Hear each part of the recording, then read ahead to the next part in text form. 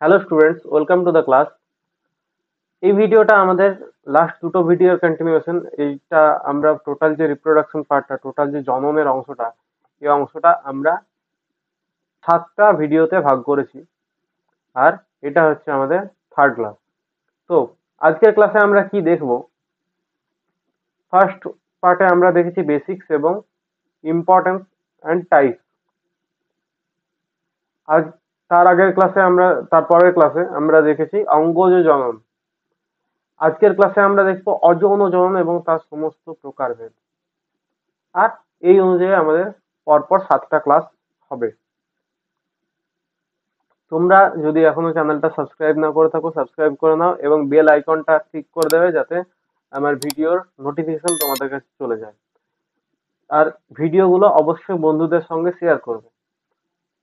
যত বেশি জন পড়বে তত বেশি আমাদের মোটিভেশন বাড়বে এবং আমাদের মনে হবে যে আমরা অনেক স্টুডেন্টকে হেল্প করতে পারছি।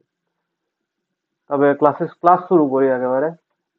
অযৌন জনন আমরা প্রথম দিন বলেছিলাম যে প্রক্রিয়ায় গ্যামেট উৎপাদন ছাড়া ডাইরেক্ট দেহকোষ থেকে একেবারে সরাসরি জীব সৃষ্টি হয়, সেই জননকে আমরা বলি অযৌন জনন।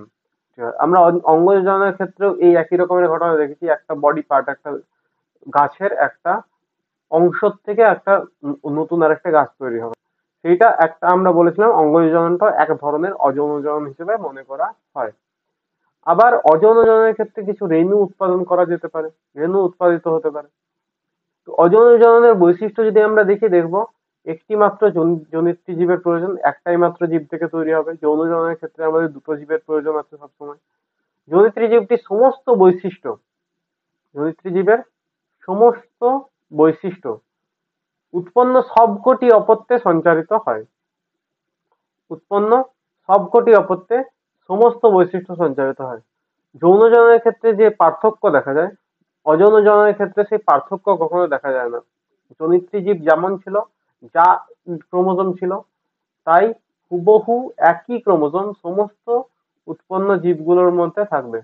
তাই এই প্রত্যেকটা হবে এক একটা আরেকটার ক্লোন, এক একটা আরেকটার ক্লোন বা হুবহু একই রকম দেখতে। অপত্যগুলি জিনগতভাবে জনিত্রী জীবের সম প্রকৃতির হয়। জিনগতভাবে যদি সম প্রকৃতির হয় তাহলে বৈশিষ্ট্য সমস্ত একই হবে। প্রকরণ কেবলমাত্র পরিবেশগত প্রভাবে সৃষ্টি হয়। প্রকরণ বা যদি কোনো মিউটেশন দেখা যায়, যদি কোনো তফাৎ দেখা যায়, ভেদ দেখা যায়, তাহলে সেটা একমাত্র পরিবেশের কারণে ঘটতে পারে। স্বল্প সময়ে বেশি সংখ্যক জীব সৃষ্টি করে। অযৌন জননের ক্ষেত্রে খুব কম সময়ে অনেক বেশি জীব সৃষ্টি হয়। এই অযৌন জননগুলোকে আমরা বেশ কিছু ভাগে ভাগ করেছি। প্রথমত বিভাজন। সেই বিভাজন আবার দুই ধরনের হতে পারে, দ্বিবিভাজন আর বহু বিভাজন। সেকেন্ড অযৌন জনন হচ্ছে কোরকোদ্গম। থার্ড হচ্ছে খণ্ডী ভবন। ফোর্থ হচ্ছে পুনরুৎপাদন। আর ফিফথ হচ্ছে রেণু উৎপাদন। এই 5টা মেনলি আমরা অযৌন জননের প্রকার দেখি: বিভাজন, কোরকোদ্গম, খণ্ডী ভবন, পুনরুৎপাদন এবং রেণু উৎপাদন। বিভাজনকে আবার দুভাগে ভাগ করি, দ্বিবিভাজন এবং বহু বিভাজন। দ্বিবিভাজনটা কিরকম দেখো, ব্যাকটেরিয়াদের ক্ষেত্রে যেটা আমরা আগে পড়েছি দ্বিবিভাজন, যেটা জাস্ট কমপ্লিটলি দ্বিবিভাজনটা কমপ্লিটলি সিমিলার টু অ্যামাইটোসিস।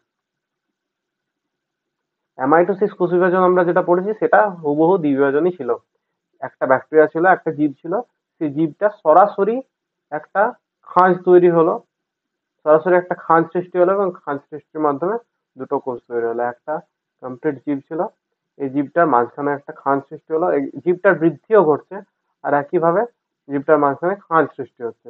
আর তারপর সেই খাঁজটা থেকে দুটো আলাদা আলাদা জীব তৈরি করছে, সেই খাঁজটার থেকে দুটো আলাদা আলাদা জীব তৈরি হয়ে যাচ্ছে। এই জিনিসটা হচ্ছে অ্যামাইটোসিস, এটাই হচ্ছে দ্বিবিভাজন। একটা জীব সরাসরি দুটো ভাগে বিভক্ত হলো, এই বিষয়টাই হচ্ছে দ্বিবিভাজন। দ্বি মানে দুই আর বিভাজন মানে দুই, দুটো ভাগে বিভাজন হচ্ছে। আর বহু বিভাজন জিনিসটা কি? প্রথমে একটা অ্যামিবা ছিল, এইখানে দেখো অ্যামিবার মধ্যে এটা পাওয়া যায়। প্রথমে একটা অ্যামিবা ছিল, এই অ্যামিবাটার প্রথমে নিউক্লিয়াসের বিভাজন ঘটলো অনেকগুলো। এটার ভেতরে দেখো প্রত্যেকটা একটা একটা নিউক্লিয়াস। আর এই এক একটা নিউক্লিয়াস একটা ছোট্ট ছোট্ট অংশ নিয়ে আর অনেক একসঙ্গে একটা অ্যামিবার থেকে বাস্ট করলো এবং বাস্ট করে অনেকগুলো ছোট ছোট অ্যামিবা তৈরি করছে। আর এই যে একটা অ্যামিবার মধ্যে অনেকগুলো ছোট ছোট নিউক্লিয়াস আছে আর তার বাইরে একটু একটু করে সাইটোপ্লাজম নিয়ে এক একটা অ্যামিবা তৈরি করে রেখেছে। এই পুরো অ্যামিবাটাকে একসঙ্গে আমরা নাম দিই সিস্ট। এই সিস্টের ভেতরে অনেকগুলো ছোট ছোট অ্যামিবা তৈরি হয়ে থাকে। এই হচ্ছে বহু বিভাজন। একটা কমপ্লিট অ্যামিবা, সেটার মধ্যে প্রথমে শুধুমাত্র ক্যারিওকাইনেসিস হচ্ছে, কোনো সাইটোকাইনেসিস হচ্ছে না। তারপর সেইখান থেকে অনেকগুলো একসঙ্গে অ্যামিবা নির্গত হচ্ছে আর এই পুরো বডিটাকে আমরা নাম দিচ্ছি সিস্ট। নেক্সট হচ্ছে কোরকোদগম বা বাডিং। বাডিং জিনিসটা কি, ধরা যাক এখানে একটা ইস্ট আছে, এই ইস্টটার একটা কোষ কোষ একটা ছোট্ট একটা অংশ ফুলে যেতে থাকে, এই অংশটাকে আমরা বলি বাডিং ফরমেশন।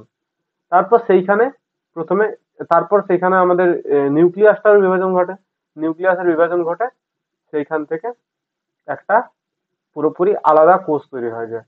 আর এই এক একটা কোষ কখনো ঝরে যাবে, ঝরে গিয়ে মাটিতে পড়বে এবং সেখানে থেকে আরো আলাদা একটা ইস্ট তৈরি হয়ে যাবে, বা ঝরে গিয়ে জলে জলে হয়, জলে তৈরি হবে। এই এক একটা কোষকে নাম দেওয়া হয় বাড বা কোরক। এক একটা কোষ থেকে আলাদা আলাদা ইস্ট তৈরি হচ্ছে। সিমিলার জিনিস একেবারে মোটামুটি একই রকম জিনিস হাইড্রার মধ্যে দেখি। এই যে এই পুরো জিনিসটা হচ্ছে হাইড্রা। এই হাইড্রা একটা অংশ ফুলে যাচ্ছে, ফুলে একটা ছোট্ট হাইড্রা গঠন করছে। আর সেই ছোট্ট হাইড্রাটা যখন আলাদা হয়ে যায়, আলাদা হয়ে গিয়ে মাটিতে পড়ে এবং মাটিতে আলাদা একটা নতুন হাইড্রা তৈরি হয়, নতুন হাইড্রা তৈরি করে। এইটা অনেকটা দেখো আমাদের উদ্ভিদের অঙ্গ যোজনের মতো, যেমন একটা ডাল আলাদা হয়ে যাচ্ছে এবং সেই ডাল থেকে নতুন আরেকটা গাছ হচ্ছে। সেই একই জিনিস হচ্ছে হাইড্রার বাডিং, অনেকটা উদ্ভিদের অঙ্গ যোজনের মতো। নেক্সট হচ্ছে খন্ডি ভবন। খন্ডি ভবনের ক্ষেত্রে কি হয়, স্পাইরুলিনা নামে এক ধরনের স্পাইরুলিনা স্পাইরুলিনা নামে এক ধরনের শৈবাল থাকে, শ্যাওলা। এই শৈবালটা হয়তো জলের আঘাতে কখনো খণ্ডিত হয়ে যাচ্ছে, এই শৈবালটা হয়তো জলের আঘাতে এই জায়গায় ভেঙে যাচ্ছে। আর সেই এক একটা টুকরোর থেকে এক একটা নতুন নতুন নতুন নতুন শৈবাল উদ্ভিদ তৈরি করছে, এক একটা খণ্ডর থেকে এক একটা উদ্ভিদ তৈরি করছে। এটাকে বলা হচ্ছে খণ্ডি ভবন।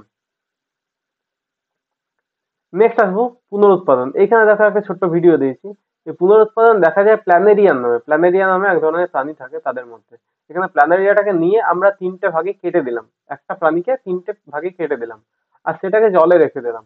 এভাবে যদি রেখে দিই, আমরা 7 দিন পর বা কিছুদিন পর দেখতে পাবো এই প্ল্যানেরিয়া গুলো একটু একটু করে বড় হচ্ছে।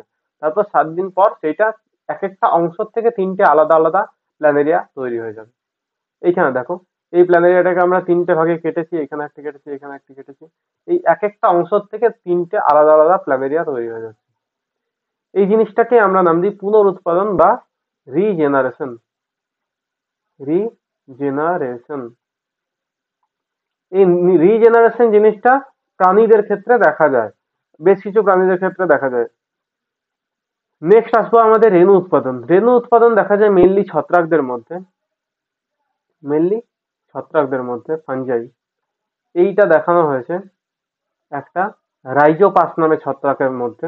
কি হয়, একটা রেণুস্থলী তৈরি হয়, এখানে একটা রেণুস্থলী, মাথার মধ্যে রেণুস্থলী তৈরি হয়, এটাকে আমরা নাম দিই রেণুস্থলী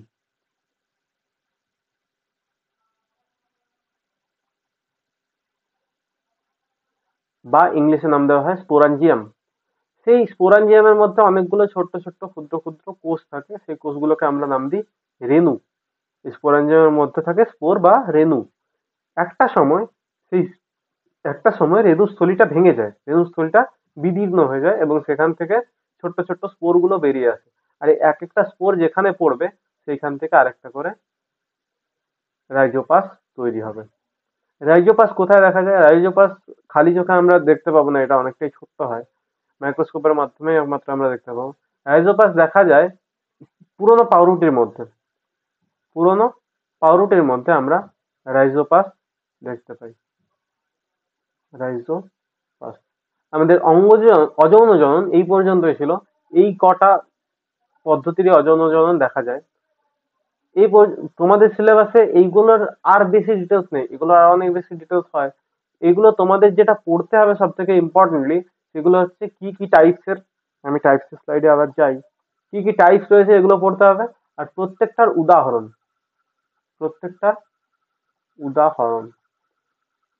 বেসিক্যালি সব তোমাদের এই পোর্শনটা থেকে, এই অংশটা থেকে তোমাদের সব থেকে বেশি আসে এমসিকিউ। তাই এমসিকিউর জন্য উদাহরণটা সব থেকে বেশি ইম্পর্টেন্ট। আজকের ভিডিও এই পর্যন্তই।